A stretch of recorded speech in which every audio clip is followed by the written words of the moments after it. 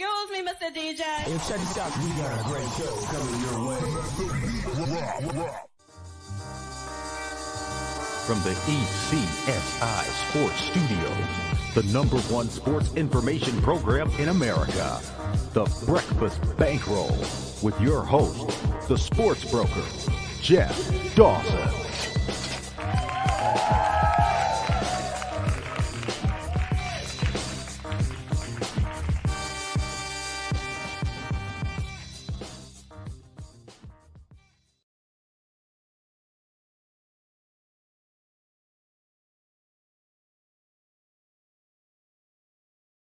ECSI fans, you want to revolutionize your sports investing habits? Allow me to tell you about WagerWire. WagerWire is an app that helps you become a superior bettor by allowing you to sync all your sports books and track all your bets in one place. See your current action, your betting history, and stats. You could also sign up for sports books and collect bonus offers. Follow them at WagerWire on X, as it's the best account on the platform. Head to App Store or Play Store now and search WagerWire and download the app.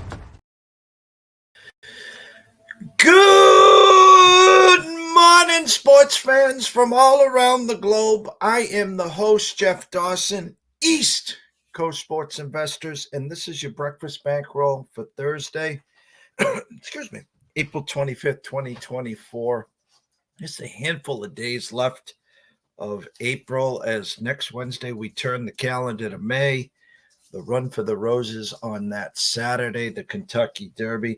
You know, we had to push back 15 minutes. I got to be honest. I'm blessed and honored to have Julian Edlow here.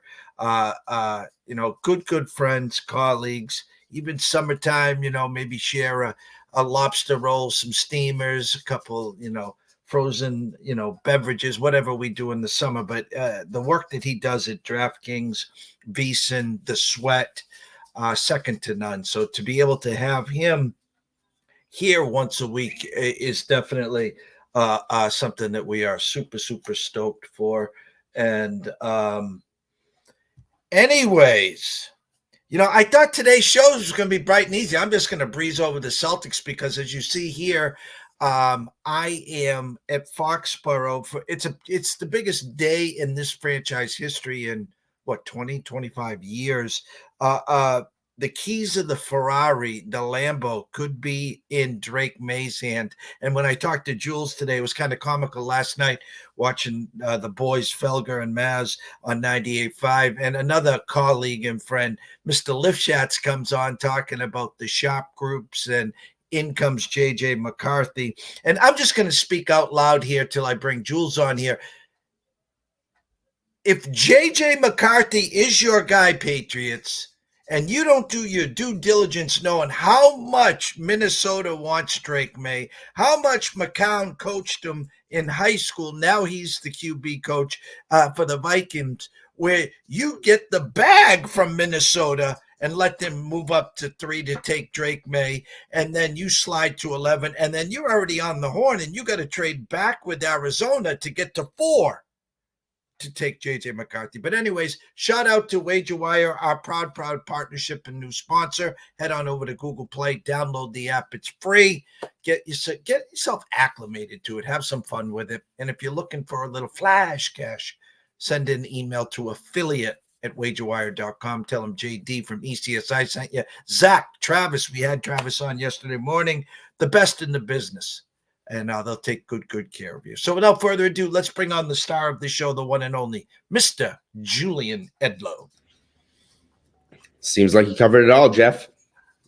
Man, I'm telling you, I'm watching last night. I know you were at the game. 14.5-point favorites. Of course, Miami plus 800 on the money line. 3 after 3 after 3 after 3. You could see in the first quarter, Miami made the decision, hey, we're just going to out 3 you today. If we're hitting them, we're going to beat you or be competitive. You were live at the Garden. Give us your thoughts. Yeah, game one, the way Miami was playing defense, it was just like, the Celtics are going to shoot a lot of threes. I thought they were going to muck it up a little bit more. Game two, they still don't muck it up. They just shoot threes, and they made them. But regardless, that's an embarrassing performance by the Celtics. Like, if that's going to be their game plan, we're just going to shoot a bunch of threes. Isn't that your game? Aren't you like the best shooting team of all time? Didn't you tie a franchise record for the most postseason three-pointers made in game one? Miami has so much far significant skill to you, and you let them out three you when threes are your thing. There's no excuse for them to lose a game in this series any which way that it happened, particularly a home game. But yeah, I'm pretty disappointed in them. This should not have happened. Were they going to slip up? Yeah. This should not have happened until at least the next round. They should have swept Miami. I don't think it should change their odds to win the East. I still think they're going to win the East, but that was very poor on their part. We've seen this resume before. We've seen this blueprint. I'm not even getting into the mystique of Miami, but we've seen it with Tatum, Brown teams. The fact is, teams that you're supposed to beat, it's hard to sweep any series. To be honest, you usually give that gentleman sweep. But when, what was it, 2 years ago, the Atlantas of the world and some of these other teams are taking you to 6 and 7, those extra games eventually add up in this long playoff stretch. Do they go down to South Beach and mop the floor with them the next 2 games? It's a possibility. Does Terry Rozier mysteriously, magically appear in game 3 or game 4? I mean, the thought process of Miami. If Terry Rozier makes any kind of difference in this series, that's pathetic by the Celtics. But my point is that the thought, Jules, just the thought that if Miami somehow, some way steals one of the 2, and we're coming back to Boston in a best out of 3, 2-2. I mean, listen, I know what we think about Mazzulla, and I and you both have Spoelstra as the best coach in the NBA. It's not even close. I mean, the head for Mazzulla, even if they win the first round in 5 or 6, I mean, they're already starting to chirp, Jules. Yeah. And to be honest, I thought Mazzulla coached a worse game in game 1. They just happened to lose game 2. I wasn't happy with what Mazzulla did in game 1, specifically how he managed the fourth quarter minutes. I like him. I think he's got a lot of good ideas, but then we get to this time of year and he keeps not looking like he can handle the job. So he's 2 games in. We'll give him the whole postseason. Obviously, we'll see how he looks. I still think they're going to win the East. You talk about a series that 0-2 versus 2-0. I mean, not that the 76ers should have won game 1. They were up 10 at half. No, yeah, was it 10 at halftime? Game 2, they were up at halftime. Game 1, they were up big early, but they trailed at half. That's correct. And then game 2, they were up big. And then, of course, the collapse. That's going to be a 6 or 7 game series. You want to get yourself out of round 1 and get yourself rested. What we're seeing with the Bucks, again, no one liked them in game 1 and everyone faded them. Well, everyone loves them in game 2, and we saw what happened. So, as you said, I don't think the landscape at all is going to change in the East, correct? It shouldn't. In theory, this should be a good loss for the Celtics and flip the switch. I'm pretty surprised, after the fourth quarter they had in game 1, how poorly they played in the fourth quarter of game 1. I really thought they were going to show up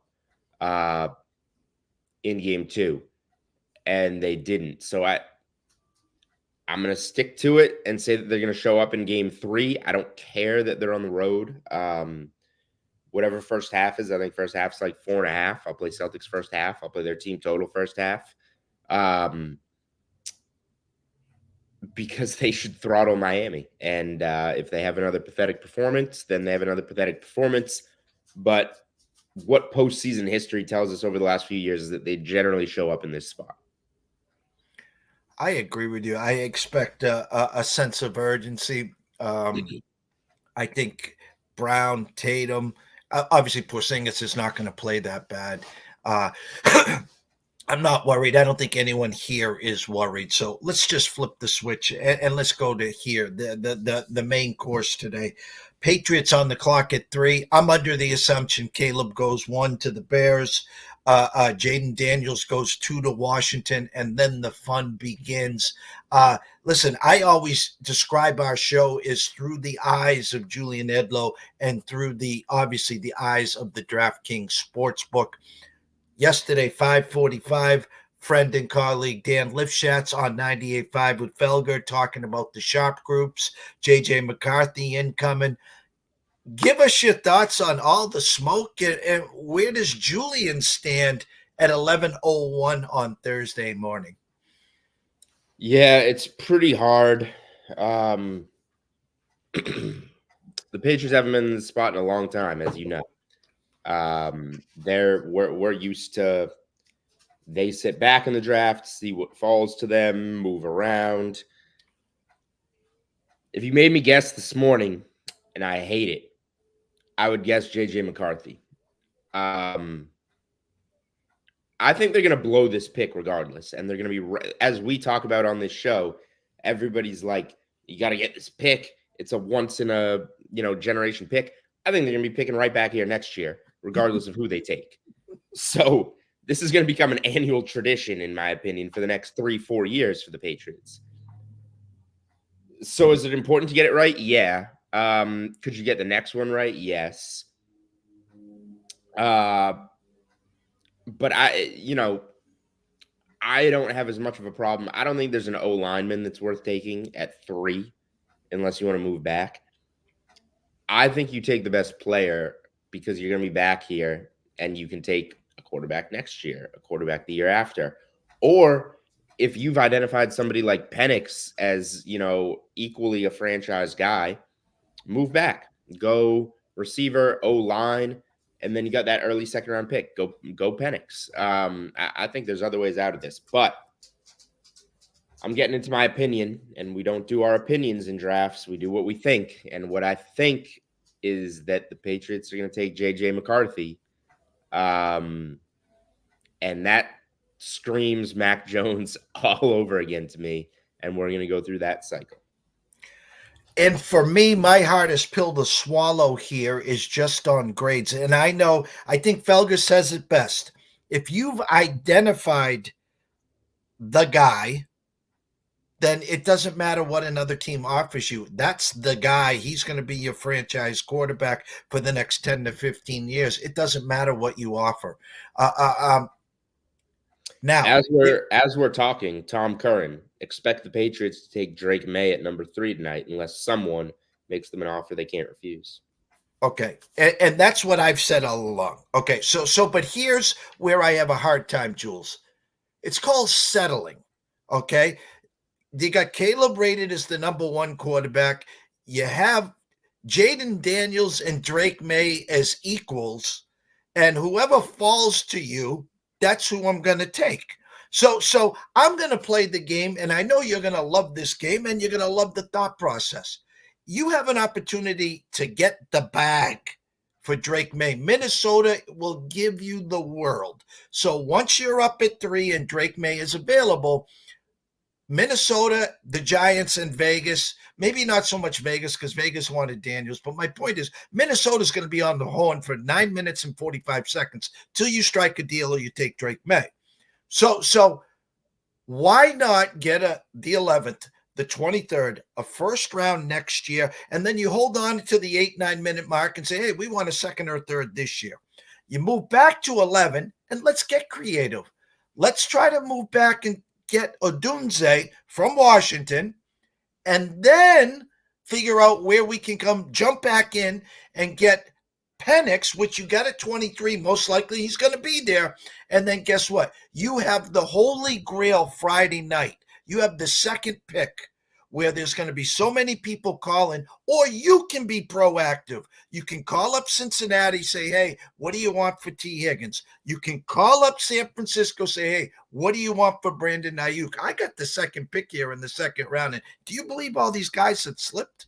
Thoughts? I don't think they're smart enough to do all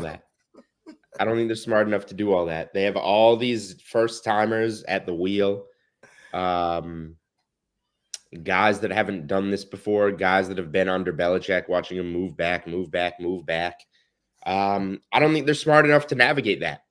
That all sounds great.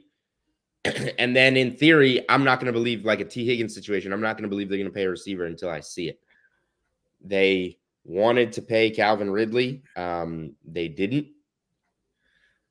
When's the last time they paid somebody like Calvin Ridley? Like, I can't never? remember. No, I can't remember. They re-signed Randy Moss to, I think it was a 3-year, 27 or 3-year, $30 million deal in like 2009, 2010. I guess they maintained Edelman, but I'm thinking, a big downfield receiver. How about Gronk? Maybe Gronk? Gronk like semi counts. I don't know. I would be I would be stunned if they make a move at receiver too. I don't know. My as you can see, my bar is set very low. I have zero hopes. I have zero belief in them, and we'll see what they do. And the real work here, obviously, is if J.J. McCarthy was their guy, and there's too much Tom Brady, Michigan, Harbaugh kept this guy down. You don't believe what this guy's actually going to do once he gets into the NFL and gets comfortable. The real work is if McCarthy's their guy. Why? Because you still trade the bag to Minnesota for MAYE at 3. Now you got to figure out what you got to give to Arizona to get from 11 back to 4 to get McCarthy. And that's too much work. But all these years it was Bill who we trust. Well, and then so that's a good talking point right there, because if everybody values MAYE above McCarthy, which I don't know, then you can move the pick and you're supposed to get more on the dollar. Move a Markelle Fultz, Jason Tatum situation.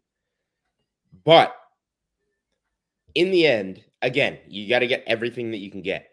In the end, moving back to go Markelle Fultz over Jason Tatum to Philly got you Romeo Langford. I did like him, by the way, in Indiana. How much risk is it worth for your Romeo Langfords of the world? Mm-hmm. Again, I don't like J.J. McCarthy. If you've identified J.J. McCarthy as a franchise quarterback worthy of a top 5 pick, then just take him. But again, I know you got to get what you can get. I wouldn't mess around with it. I've been saying all along on every show I've done, including this one, trade back unless you identify a franchise quarterback. If you identify a franchise quarterback, you take him with the 3rd pick.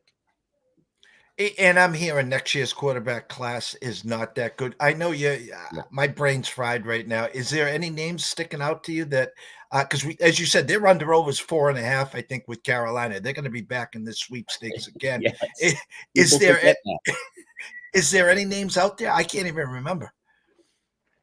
Well, if you look at the betting splits at DraftKings Sportsbook to be the number 1 pick this year, there's one quarterback that took bets to be the number 1 pick this year that is returning to college, and that is Shedeur Sanders. And he's not coming to Foxborough. So, yeah. All right, let's stay here. Let's go the first round. I mean, this is your time to shine. This is your Christmas. I remember doing shows with you years back. You had 45, 50 plays. Give us what you're hearing. Hey, listen, I'm going to call you the Shefty today. You're looking at the iPhone. Your iPhone's blowing up. You're getting all this inside scoop. Steam, and more steam. Jules, it's your platform. It's your stage here. Let's hear it. Yep. I'm pulling up DK Sportsbook right now. So, this was better the last few years than it is now, in my opinion. That said, Bo Nix has been as high as minus 250 over 32.5 to go out of the first round. He has steamed to a first-round pick, as has Michael Penix. But Bo Nix is minus 105 on DK to go over 32.5. I love that. Bo Nix is a backup quarterback. He's not a first rounder. He played 6 years of college football, wasn't good at Auburn, was good at Oregon once he had track stars that he could throw screen passes to that break away to the end zone. I was there in Vegas for the Pac-12 championship game. Lost as a double-digit favorite, pulled a Celtics. Every touchdown pass he threw was screen pass and a track star running 80 yards. I don't see it with Bo Nix. So this going the other way, I would say is a gift. Minus 105, Bo Nix over 32.5. I did play A.D. Mitchell, the Texas receiver, over 27.5. That one has moved. That's minus 200. But 2-1 on a draft prop if you really like it. Laying 200 is not that bad. I do think A.D. Mitchell over 27.5 is a pretty good bet. Let's keep scrolling down. Byron Murphy under 13.5 at minus 175 is not bad looking. Let's see. Man, I mean, this stuff moves. Latu under 16.5. I don't mind. That's only minus 140. That was a worse price a while ago. And Roma Dunze is only minus 125 to go under 8.5. I do think we see 3 receivers go in the top 8. So I don't mind those ones. I don't have anything crazy this year. Yeah, this is like but again, ask me in an hour. Like, this is a by the minute thing. You see where it moves, you see what information you have, and do what you can. You know, the funny thing is, and we know how these are set, Odunze under 8.5. And the funny thing is, you know, we've seen 35,000 mock drafts. You're going to listen to Shefty. You're going to listen to Rappaport. You're going to listen to them all today. Everyone's got the inside scoop. Twitter is just hilarious. These guys crawling out of the woodworks with 100 followers that they got breaking news, yada, yada, yada. Steam this, steam that. We should have our own dry cleaning service today because I tell you, we may be doing a lot of shirts here.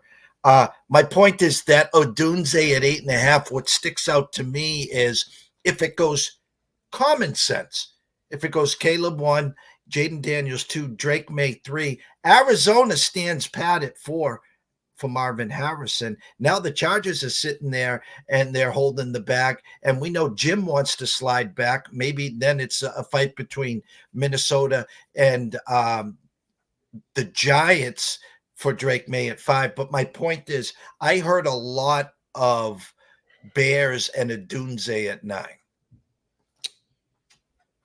If Odunze is there at 9, see, that's why we hear it though. Like, if Odunze is there at 9, that would probably be a great pick. But is he going to be there at 9? That's what I'm concerned about. There's a clear spot for some receivers to go. Atlanta at 8 doesn't make a ton of sense. They probably want to go defense, but if he doesn't go in the top 7, that becomes a potential trade spot. So we'll see. I wish it was 9.5 on Odunze, and yes, the under would be a fantastic bet because if he doesn't go in that top 8, Chicago would be a great spot at 9. The only other thing I'll add, this is a non-information-based bet, really, but I did take a tiny bit of Malik Neighbors' number 1 receiver off the board. I think he's the 3rd best receiver in the draft. I would take Odunze before I took Neighbors. But if I'm looking at what teams are saying, and last year teams said that they were going to take Will Levis in the top 5, and he waited the entire day and went the next day. So I promised myself that I would not. I promised myself that if I saw something and we heard all this other information, I would remember that that information can all be fake and not bet it, if that makes sense. I didn't like Will Levis at all. I bet him under 6.5 because all we heard is where he was going to go. And then exactly how I felt about Will Levis turned out to be right. But this is a little bit different. Malik Neighbors is a stud. I just happen to think the 2 other stud receivers are more of a stud. Some teams apparently think Neighbors is the top receiver on their board. So at 6.5 to 1 in a draft where we have all these quarterbacks at the top and all these teams talking about moving around, I will, take a sprinkle on that, I guess. And I too am a huge Odunze fan. I mean, we talked all last year on Sports Map Radio, the diehards with Anthony Pepe, about the preseason flop with Washington, our love affair for Penix, for Odunze, Pac-12 champs, national champs. It's good to have one of those, finally come through for most of that year. But my point is, Neighbors is that. I've heard some giants, if they don't get in the quarterback carousel, I've heard him at 6 to the Giants. And then, of course, Odunze 9 to Chicago. Here's a name that all during the year till he got banged up was the next coming to Kyle Pitts. He was a generational, again, tight end. What's your thoughts on Bowers? The Jets. I know I have some Indianapolis Colt fans that would love to get Harrison. Unfortunately, not going to move up there. But even a Bowers to Indy, what's your under-over right now on DraftKings on Bowers?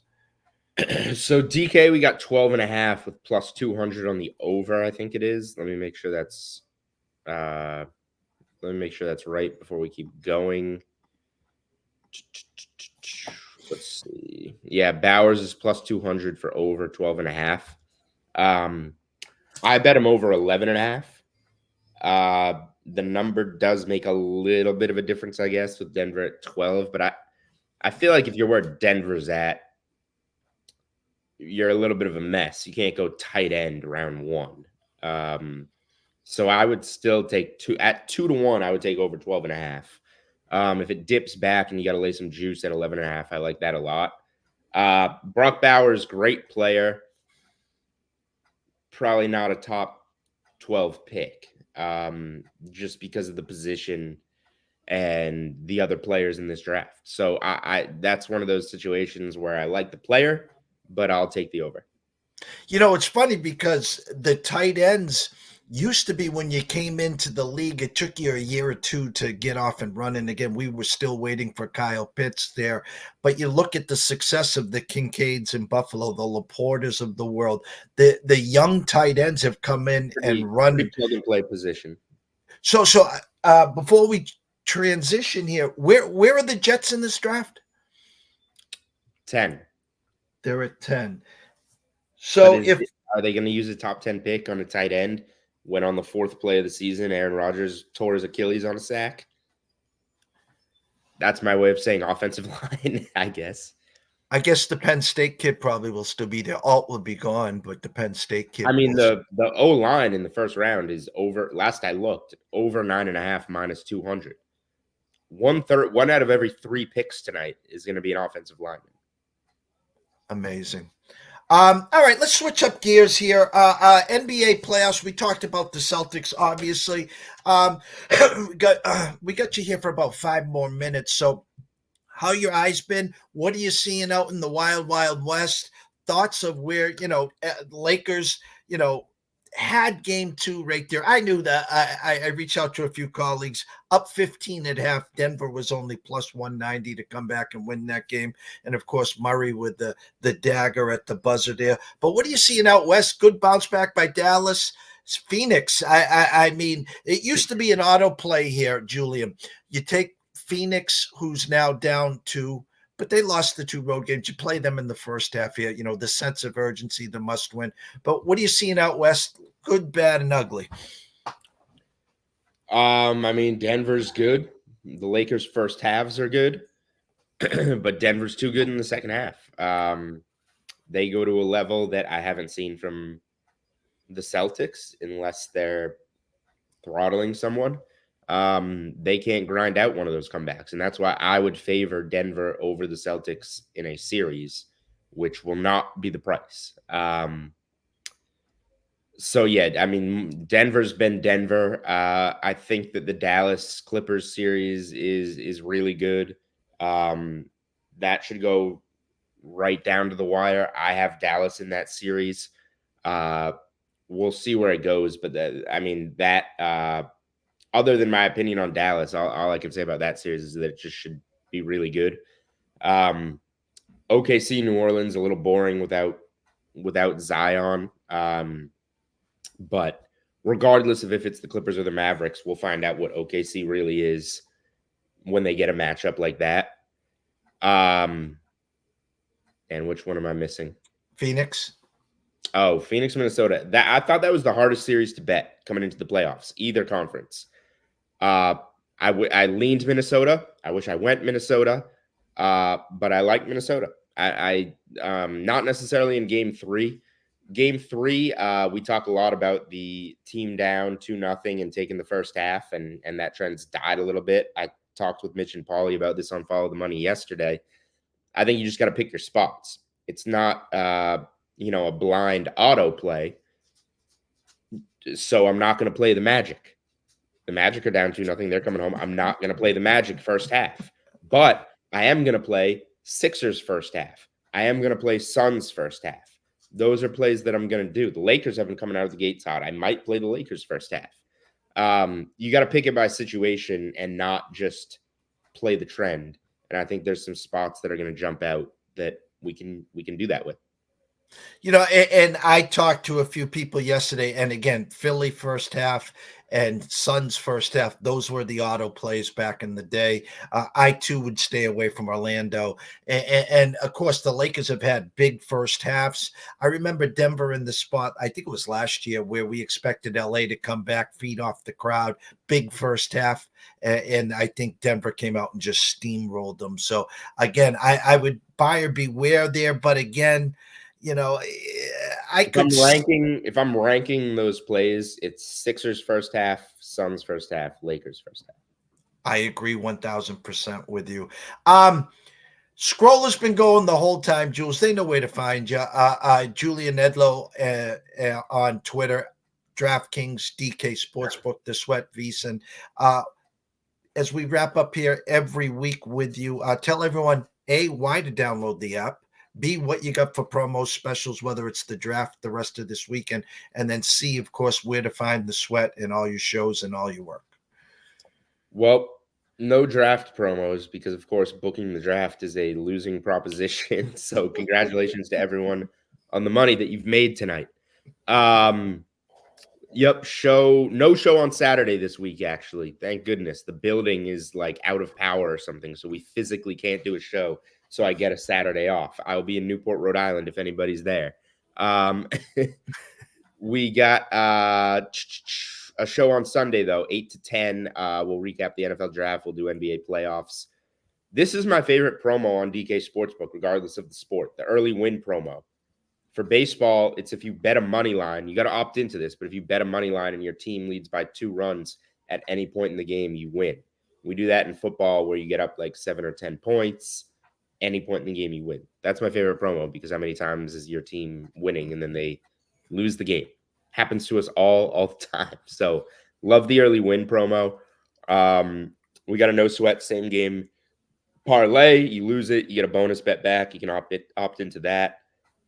And then we got a 33% boost on hockey going on right now. Can't give you a play for that because I don't know hockey. But well, let's enjoy your Saturday off. Obviously, get down there. I'm expecting a picture of a lobster roll, some steamers. I'm expecting something of that. Correct? Yeah, I might go fried clams. We'll see. All right. And then, of course, enjoy the draft.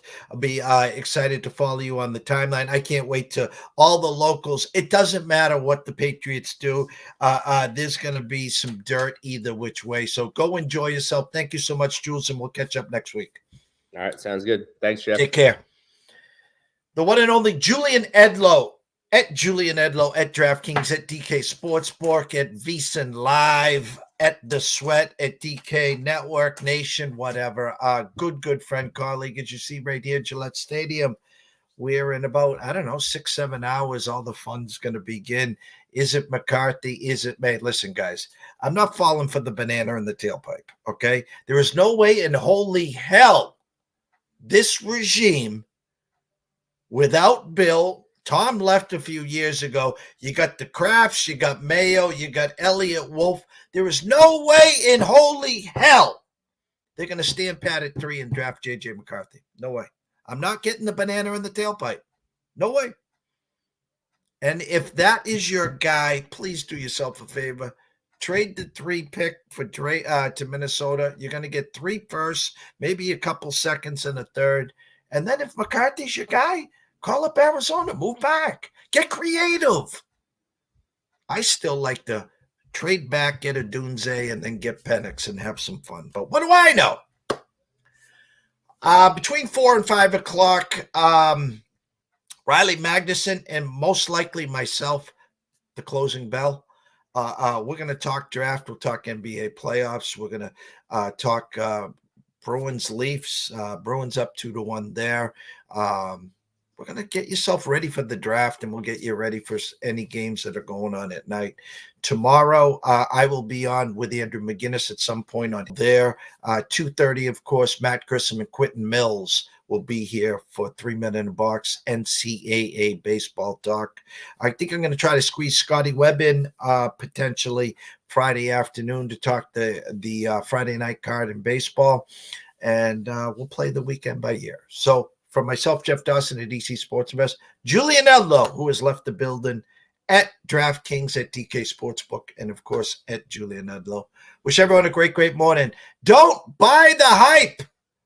Oh, no, it's don't believe the hype. That's it. Don't believe the hype. We'll see you soon.